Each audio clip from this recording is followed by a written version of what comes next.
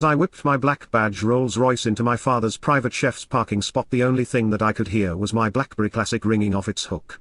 There was only one person who ever called that phone, my very annoying father. What could he possibly want this time? I was already home.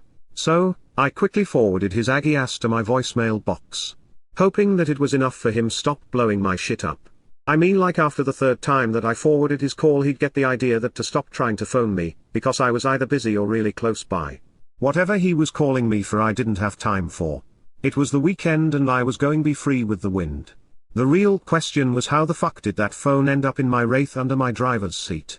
I could have sworn that I left that damn phone elsewhere. Even though they were so last year we started, it was the only way that I could actually see all of my emails one by one. Instead of being hidden inside of my portable Louis Vuitton monogram Stokowski secretary desk trunk upstairs in my guest room. Tragically it was in my black leather GG Gucci Marmont bag, which also some happened to have my passports. Like, seriously? Who doesn't love a blank trip? Honestly, I wasn't even in the mood for my father's belligerent rants, sending his call directly to my voicemail box before he could realize. It was his fault that I had to go up 60 floors just to get my things for Mishka's. On top of that, not to mention having to sneak through the kitchen of my own building just to dodge enviously paparazzi that my father seemed to have on payroll. Somehow I'd managed to forget my passport and a few of my father's bank cards inside of my black 1978 vintage Hermes Constance bag. Luckily there were a number of things that I still needed to pack for my weekend in the Hamptons and the next few weeks ahead of me. Reaching our floor, I could hear my father's intolerant tone screaming into his phone at the top of his lungs, giving me the good ole Baldwin treatment. How aggy of him. Like he knew that there was nothing in this world that I hated more than calls to pile up in my voicemail. Unlocking the door, I could hear his every footstep coming toward me. As soon as I opened the door, there my father was standing, waiting for me with his arms folded. "So why did you just forward my call, Bella?" "I'm here now, aren't I, Dad?" I quickly replied, just so that he could get out of my path. "Please, don't do this right now. You have no clue of the day I've had, and because of you. All of the back streets that I have to take every time that you go into escrow. Let's not go there. I'm on a ridiculously tight schedule. I honestly don't have time for this. I'm going to pack my things. We could pick this conversation up some other day when I have less going on. Most likely after New York Fashion Week is over." Quickly running up to my room and slamming the door shut. I'd reached my explanation point. Or at least pretended that I was that upset, just to get away from his aggy ass. Debating with my father was like someone trying to tell me that Prada and Miu Miu weren't practically the same fashion houses. There was absolutely no chance of winning. Anger had been my only disguise these days.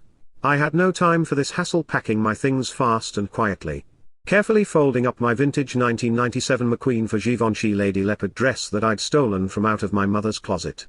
I'd cut and tailored into snatch my waistline for a dinner that I had to cancel, placing it into the bottom of my black leather 55 custom Alec Monopoly Hermes hack. I'd rarely ever stayed there, because of the way TMZ lingered in our antechambers awaiting either my father or his occasional celebrity clientele. If you asked me, anything could turn us into a live hot topic or scandal for their daily roasting sessions, at 7 p.m. new broadcast every fucking night of the week. They'd even began dressing like buyers to get a full tour to find things to report back. But, being that my father was a plastic and very cunning in business, he played along with them just to get the word out, which was actually free promo for him to sell faster.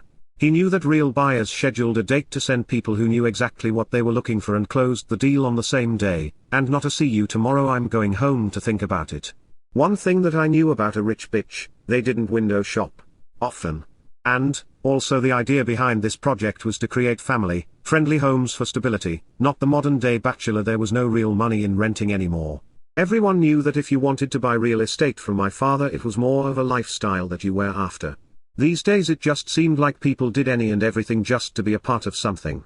What they hadn't known, it wasn't really the life they'd wanted, because once you turned it on, it never went off. Leave it up to my father. Depending on the numbers on the check, we might have been the ones packing our shit. As the only child, I was given the front row seat to all my parents' shenanigans. When was life going to be about me?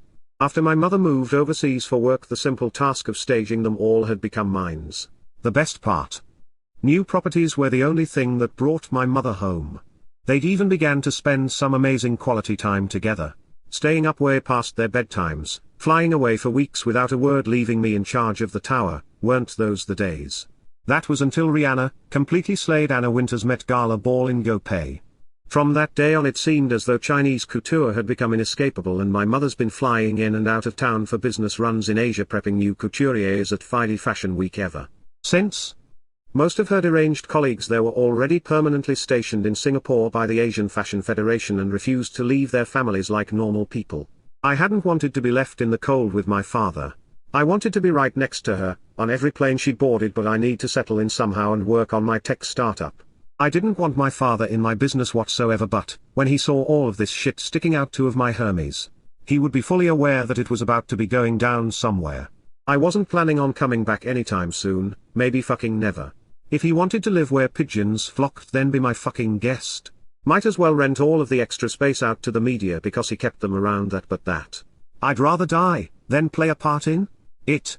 I hadn't even told him that I was going to be flying out with Mishka to London, Milan and Paris for Fashion Week. My parents had never been fond of me flying without them knowing the takeoff and landing times, and destinations. I wouldn't be surprised if it was my father that was calling the paps on me just for me to be seen more. One day while on my Instagram I ran across this cool new app called Let's Jet Smarter, which helped people book private flights with the click of a button. Which was very convenient, and discreet for me. This year, I was going to be everywhere that I wanted to be with zero fucks given. And, finally use those reservations that my mother gifted me last year on my 20th birthday. For 2 weeks at Giorgio Armani Dubai Hotel and Spa inside of the Burj Khalifa. It was the perfect timing and sure to kill any tacky jet jag. But, having a face-to-face with my father was beginning to be the worst encounter that I'd approached all day. He needed to know some of the truth to keep him from busting down my fucking door. Dad, I'll be out in 30 minutes. Just give me a minute to get dressed. That always made him go away so I could savagely dig through my things to pack. Continuously stuffing my Hermes with priceless pieces of couture. Packing my bubblegum pink Prada cloud bust sneakers for the gym whenever I had some free time on my hands. Then my leather Gucci ankle boots that had a chunky bejeweled belt around the top of them to board flights in. A spare pair of Balenciaga graffiti knife-pointed pumps just in case I had to get cute on a bitch walking through the airport after a long flight. My mother always told me that there is no such thing as overpacking, especially when it came down to shoes. So every time that I traveled I packed as many backups as I could to avoid having to do last-minute shoe shopping, which always turned into an utter disaster.